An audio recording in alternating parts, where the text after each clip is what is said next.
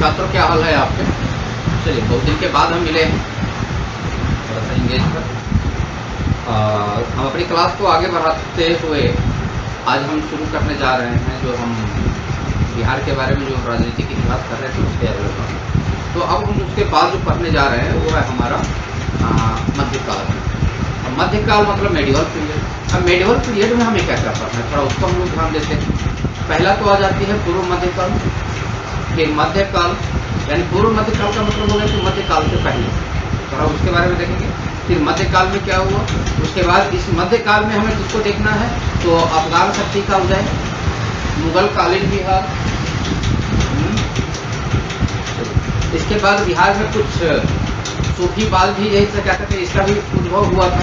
तो हम इसी सब के बारे में यही क्या कहते हैं ये मेडिवल पीरियड में पढ़ने जा रहे हैं।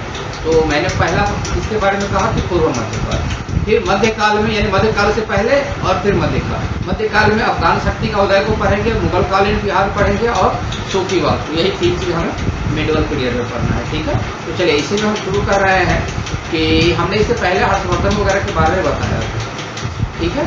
तो इसमें हम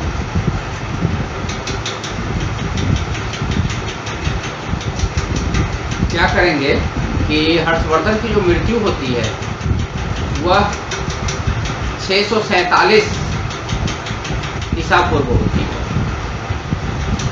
ठीक है।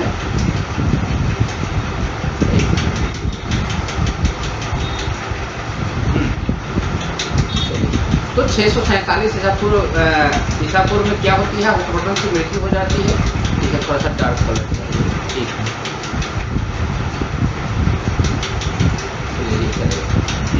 तो मैंने बताया कि मध्यकाल का जो प्रारंभ कहाँ से होता है, तो जब हर्षवर्धन की मृत्यु हो जाती है 647 ईसा पूर्व में, ईस्वी में, उसके बाद से माना जाता है कि ये जो है ना कि मध्यकाल प्रारंभ होने वाली है या मध्यकालीन इतिहास को अगर हम अध्ययन की दृष्टि से क्या करेंगे कि इसको दो भागों में हम बांट देते हैं।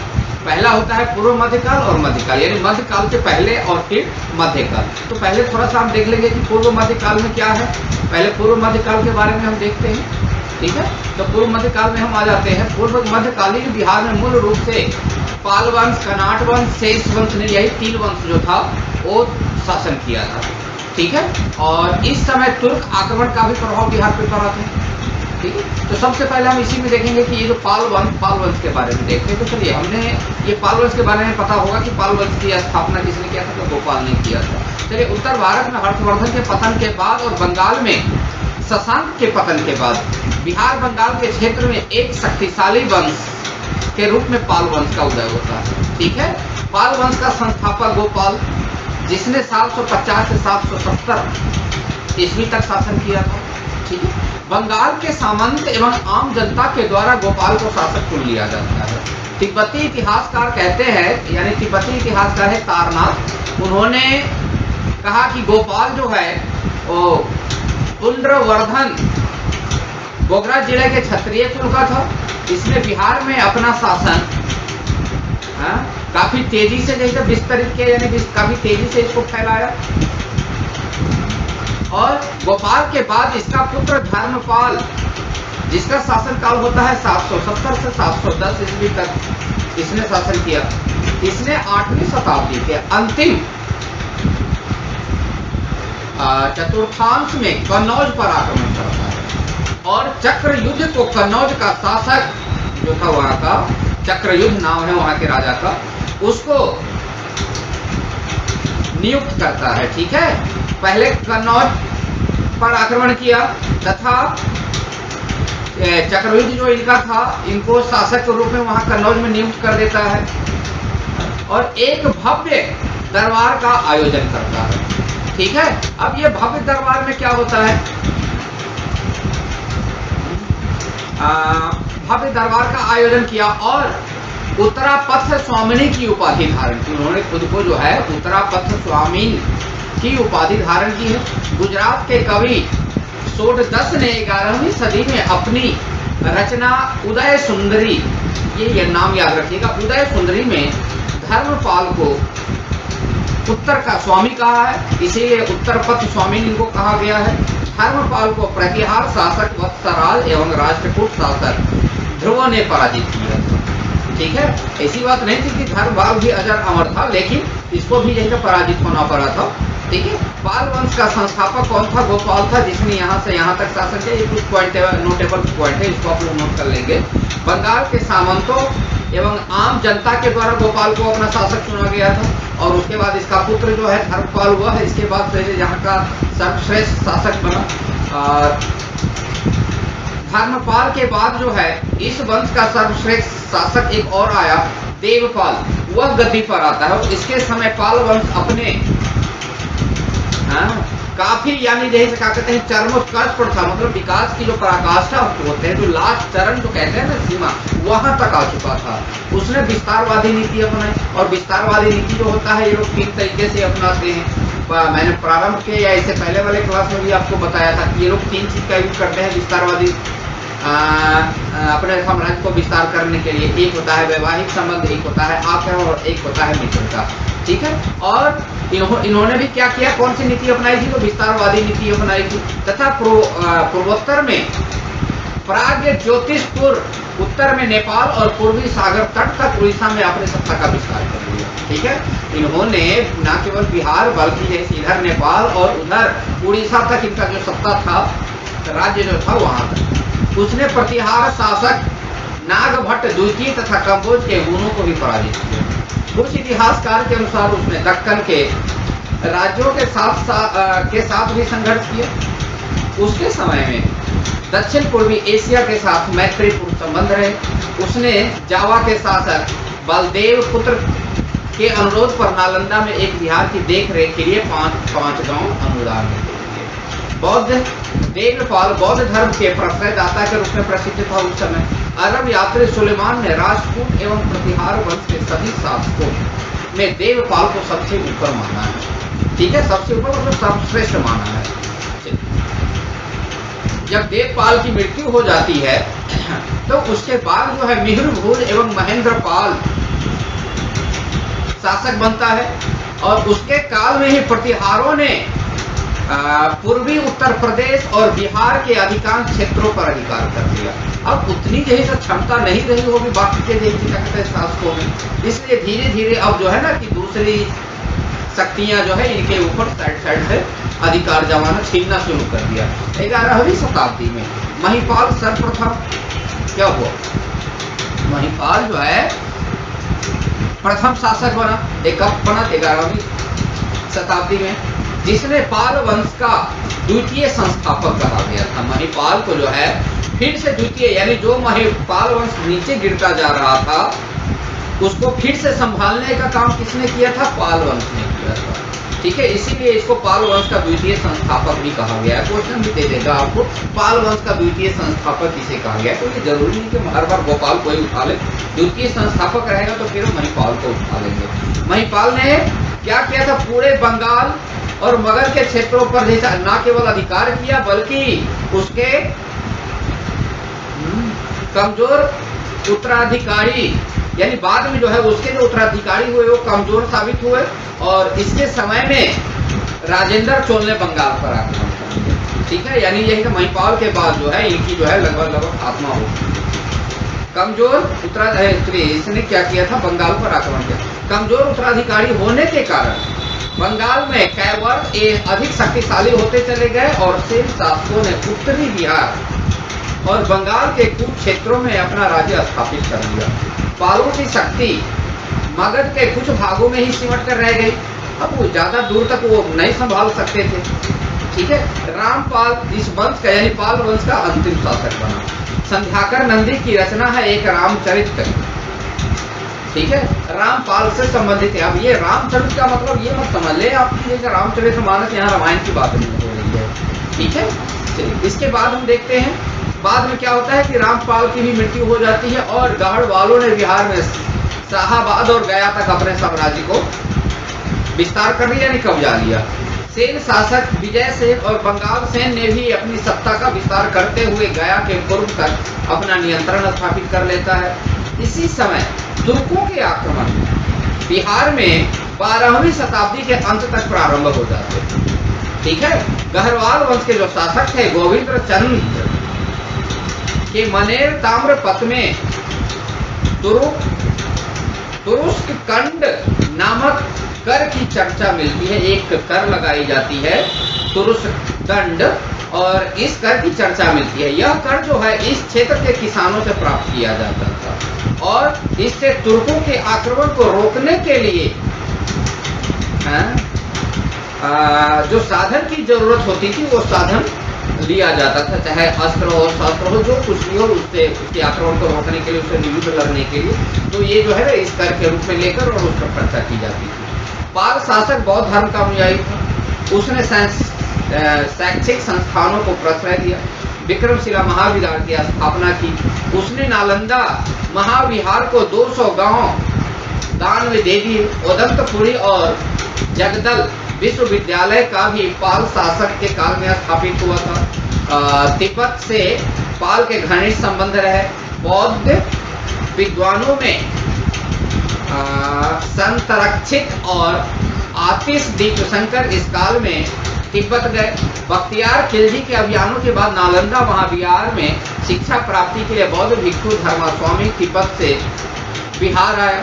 दक्षिण पूर्वी एशिया के द्वीपों से भी व्यापारिक और मैत्रीपूर्ण संबंध स्थापित किए गए। उस क्षेत्र के शैलेंद्र वंशीय शासक को देवपाल से नालंदा में एक बौद्ध मंदिर के निर्माण की अनुमति प्राप्त थी। उस मंदिर की देखरेख के लिए देवपाल ने आर्थिक अनुदान दिए। पाल शासकों ने मूर्ति कला को भी विशेष प्रोत्साहन दिया था। गौतम बुद्ध तथा हिंदू देवी देवताओं की सुंदर सुंदर प्रतिमा, चमकले क्या कहते हैं, एकदम चमकते हुए, एकदम नक्काशी की हुई काले पत्थरों से बनाई जाती थी। कांच प्रतिमाओं के निर्माण में पाल युग जो था वह सबसे उन्नत युग था, ठीक है, या सबसे श्रेष्ठ युग कह सकते हैं, ठीक है। इसमें एक पॉइंट है, इसको नोट कर लेंगे आप। पालों की शक्ति मगध के कुछ भागों में सीमित कर रहे हैं। रामपाल इस वंश का अंतिम शासक था, ये भी क्वेश्चन रहती है। पाल वंश का अंतिम शासक कौन था? तो रामपाल था। इसका द्वितीय जैसे ये संस्थापक किसको कहा गया है? तो महिपाल को कहा गया है। स्थापना किसने किया था इसका? तो गोपाल ने किया। तो ये चीज जो है ना इसको याद रखेंगे आपने, ठीक है। और रामचरित किसने लिखी है? तो संध्याकर नंदी ने लिखी है। चलिए हम लोग अब आगे आते हैं। सुलेमान ने पाल वंश को रुहेला कहा है। पाल वंश के सर्वश्रेष्ठ शासक देवपाल एवं धर्मपाल थे। जिस समय पूर्वी भारत में पाल वंश का शासन था उसी समय पश्चिम भारत में गुर्जर प्रतिहार वंश और दक्षिण भारत में राजपूत वंश का भी शासन था। हर्षवर्धन के समय कन्नौज भारत में शक्ति का केंद्र बन चुका था। अतः कन्नौज पर अधिकार करने के लिए पाल, प्रतिहार, राष्ट्रकूट वंशों के बीच काफी जैसे क्या कहते हैं आपस में संघर्ष हुआ करता था, जिसे हम त्रिपक्षीय संघर्ष के नाम से भी जानते हैं। त्रिपक्षीय मतलब 3 पक्षों का संघर्ष जो होता है आपस में अपनी अधिसत्ता क्या कहते हैं अपने साम्राज्य को लेकर अपनी दबदबा बनाए रखने के लिए होता था। यह संघर्ष 5 चरणों में हुआ, ठीक है, जिसमें पाल वंश की तरफ से सबसे पहले धर्मपाल ने भाग लिया।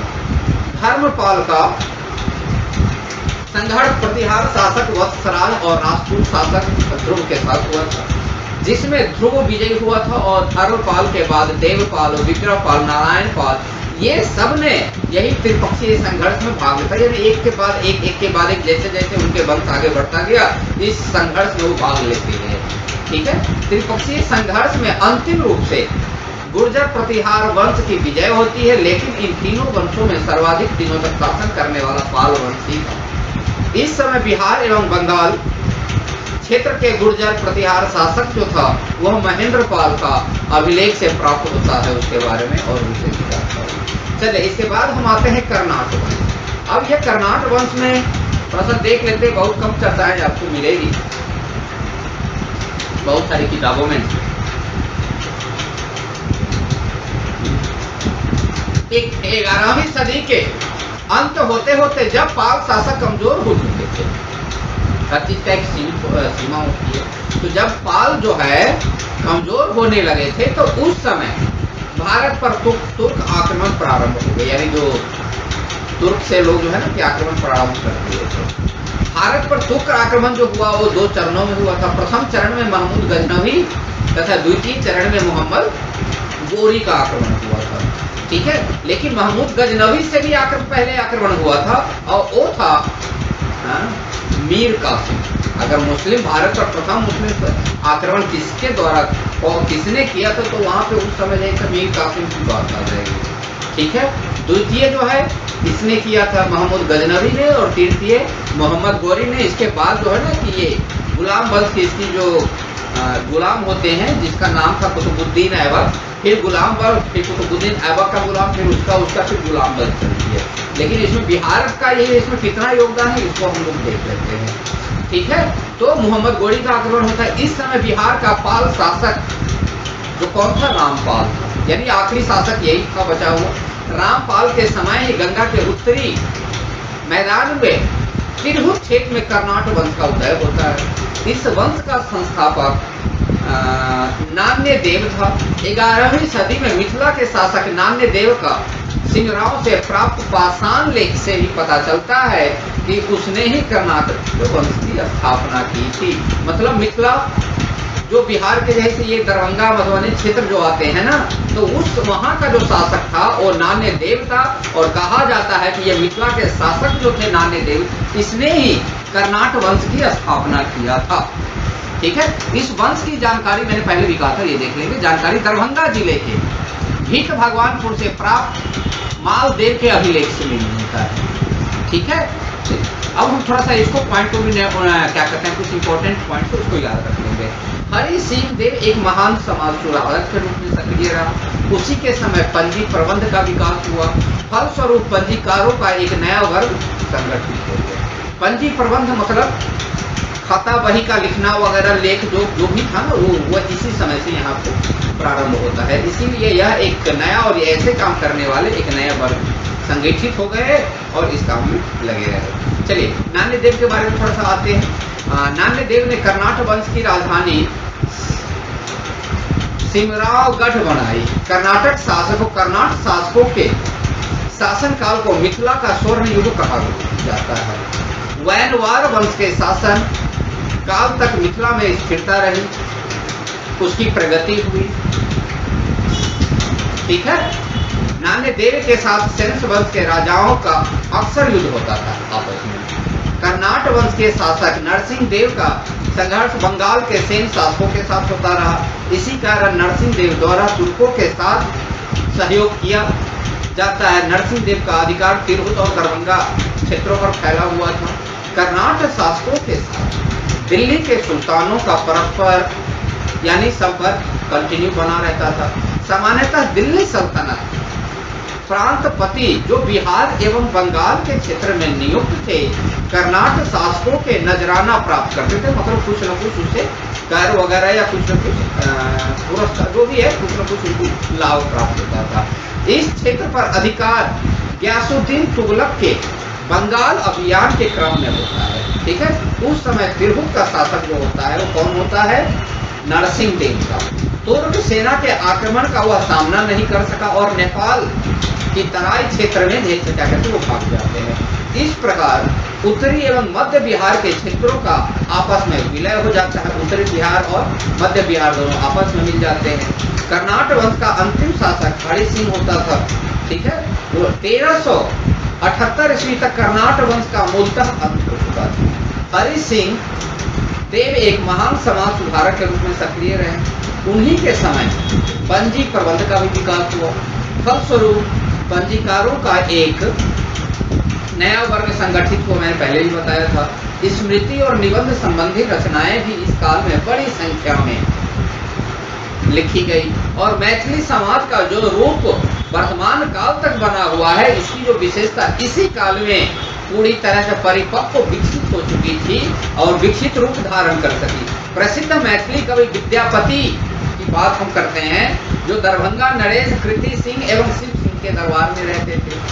ठीक है। विद्यापति का जन्म दरभंगा जिला के बेनीपट्टी थाना क्षेत्र के बिस्पी गांव में हुआ था।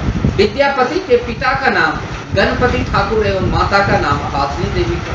इनका पुत्र हर्षित तथा पुत्री दुल्ही थी, जिसका वर्णन विद्यापति की रचनाओं में हमें पर देखने को मिलता है। विद्यापति को यह गांव जो है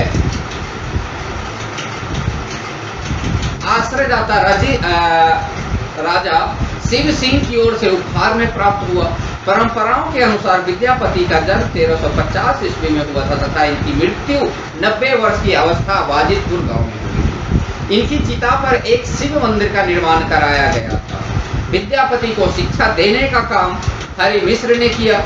गढ़ बिस्पी में कर्मदित्य त्रिपाठी नामक ब्राह्मण रहते थे। वे कनाट वंश के दरबार में राजमंत्री होते हैं। कर्मादित्य त्रिपाठी विद्यापति के वंश के आदि पुरुष विष्णु शर्मा ठाकुर के पौत्र होते हैं। पौत्र अर्थात पोता कह सकते हैं उसको। इस वंश के अधिकांश व्यक्ति राज दरबार से जुड़े हुए थे तथा अलग अलग पदों पर काम करते थे। इसी वंश के एक थे वीरेश्वर ठाकुर, नान्य वंशीय शासक शत्रु सिंह एवं उसके पुत्र हरि सिंह देव के राज्य मंत्री हुआ करते थे। इन्होंने छांदोग्य 10 पद्धति नामक पुस्तक की रचना की। इनके भाई धीरेश्वर ठाकुर को महावार्तिक नैबंधिक के नाम से जाना जाता है। धीरेश्वर ठाकुर के पुत्र चंदेश्वर ने कृत्य चिंतामणि रत्न में विवाद रत्नाकर और राजनीतिक रत्नाकर इत्यादि सप्त रत्नाकरों की रचना इन्होंने किया था। चंदेश्वर हरि सिंह के मंत्री एवं महामहत्तक संधि विग्रही थे। विद्यापति के पिता राजा गणेश्वर के सभा पंडित एवं राजमंत्री थे, जिन्होंने गदंग भक्ति एवं तरंगनी नामक पुस्तक की रचना करती हैं। चलिए थोड़ा सा इसके कुछ इंपॉर्टेंट लाइन है, एक बोला इसको थोड़ा सा देख लीजिएगा। विद्यापति को अभिनव जयदेव, इनका दूसरा नाम है, अभिनव जयदेव के नाम से भी जाना जाता है। इन्होंने कृति सिंह के नाम पर कीर्तिलता नामक ग्रंथ की रचना की। ठीक है। वर्तमान में यह पुस्तक नेपाल के राज्य पुस्तकालय में सुरक्षित है। अभी भी कभी नेपाल घूमने जाएं तो वहां पर देखेंगे, पुस्तकालय में मिलेगा ही मिलेगा। चलिए आगे चलते हैं। विद्यापति को अभिनव जयदेव के नाम से जाना जाता है। इन्होंने कृति सिंह के नाम पर कीर्तिलता नामक ग्रंथ की रचना की। वर्तमान समय में यह पुस्तक नेपाल के राज्य पुस्तकालय में सुरक्षित है। वही चीज है। इस ग्रंथ की भाषा संस्कृत, प्राकृत और मैथिली। संस्कृत तो लिखने को मिलता नहीं है, प्राकृत जानते नहीं है, मैथिली आप जितनी इसे क्या कहते हैं बोली जाती है। आप कभी क्षेत्र में आकर देखेंगे तो आपको मैथिली भाषा जरूर सुनने को मिलेगी। इस मिश्रित भाषा को विद्यापति ने अवाहट नाम दिया। विद्यापति के भूपरिक्रमा नामक पोथी की रचना की। यह राजा देव सिंह की अनुमति से इन्होंने लिखी थी। यह नैतिक कहानियों का संग्रह है जिसका बृहत रूप पुरुष परीक्षा नामक रचना है। 1830 ईस्वी में इसका अंग्रेजी में अनुवाद राजा काली कृष्ण बहादुर ने किया था, जिसमें लॉर्ड बिशप टर्नर के सहयोग था। यह पुस्तक को फोर्ट विलियम कॉलेज कलकत्ता में पाठ्यक्रम में भी सम्मिलित है। आगे देखते हैं। विद्यापति के द्वारा रचित चौथी पुस्तक जो होता है कृति पताका है, जो मैथिली भाषा में लिखी गई है। कई प्रेम कथाओं का संग्रह भी हमें देखने को मिलेगा। उन्होंने संस्कृत भाषा में एक रचना की थी जिसका नाम है लिखनावली। इन्होंने शैव सर्वस्व सार की रचना की। राजा शिव सिंह की मृत्यु के बाद महारानी विश्वास देवी की देखरेख में की थी। इसमें भव सिंह से लेकर विश्वास देवी तक के शासन का काल का वर्णन है। विद्यापति ने गंगा वाक्यावली, दान वाक्यावली, दुर्गा भक्ति, तरंगिनी, विभाग सार, ये सारे जो है ना पुस्तक का नाम सब है, इसको जरूर आप लोग याद रख लेंगे। ठीक है। इत्यादि की भी रचना करते हैं। गंगा वाक्यावली विश्वास देवी एवं दान वाक्यावली नरसिंह देव की पत्नी धीरमती से संबंधित है। विभाग सार वर्षकृत एवं गया पतन संस्कृत भाषा में लिखी हुई पुस्तक है। ठीक है। तो इतना इनके बारे में, विद्यापति के बारे में जो है बहुत कुछ ना कुछ क्वेश्चन आपको जरूर मिलेंगे, इसको आप लोग याद कर लीजिएंगे। तब तक के लिए टाटा बाय बाय। फिर मिलते हैं अगले क्लास में, और अगले क्लास में हम 10 वंश को लेकर आएंगे। ठीक है। इसीलिए आप लोग कृपया जैसे कहते हैं बने रहें।